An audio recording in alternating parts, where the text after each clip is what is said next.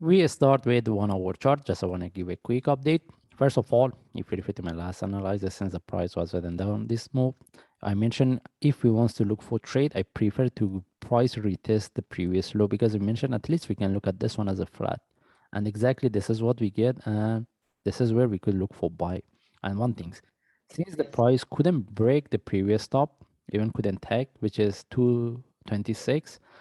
Right now, for those traders, they get the trade within this move.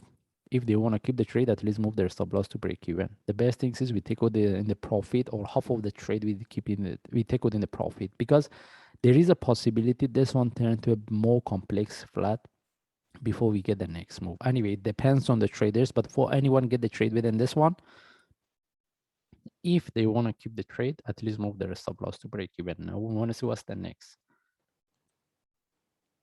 We move to daily chart, all right?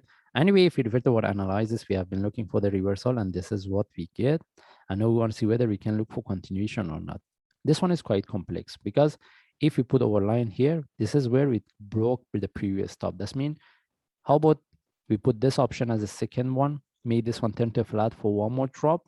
Because if we refer to the indicators, MACD doesn't show us the divergence, but the another one is showing me divergence. We cannot rely on one of the indicators. That's why we need to be quite careful about the second option. That's why if he wants to, it doesn't mean we have to wait for one more drop before we get the reversal.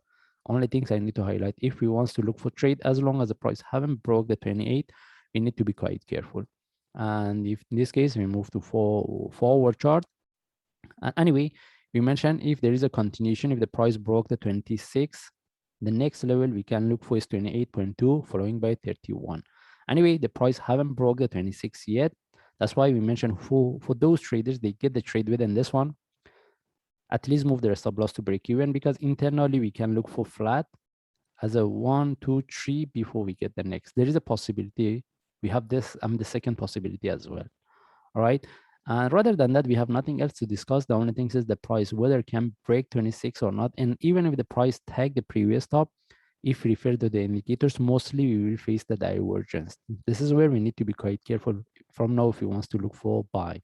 But at this time, you cannot refer to the indicators since the price haven't tagged to the previous top.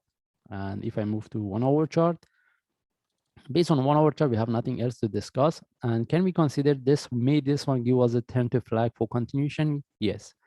That's why if we want to look for trade, the only option is to put our entry above the top. But we should know that the price should break and continue the price tag within the first or maximum second hours we take with the trade.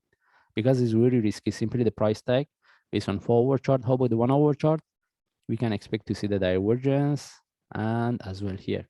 That's why there is a possibility the price simply tag and drop. That's why having entry above this is really risky. Okay, it depends on the traders, or maybe wait for the deeper correction before we take the trade. Anyway, still we look for continuation, but any trade from now, we need to be quite careful and we consider as a short term. And for those traders, they get the trade within this move, at least move their stop loss to break even if they want to keep the trade for the long term. Anyway, we just follow the chart. If I see any update, I will share. Thanks.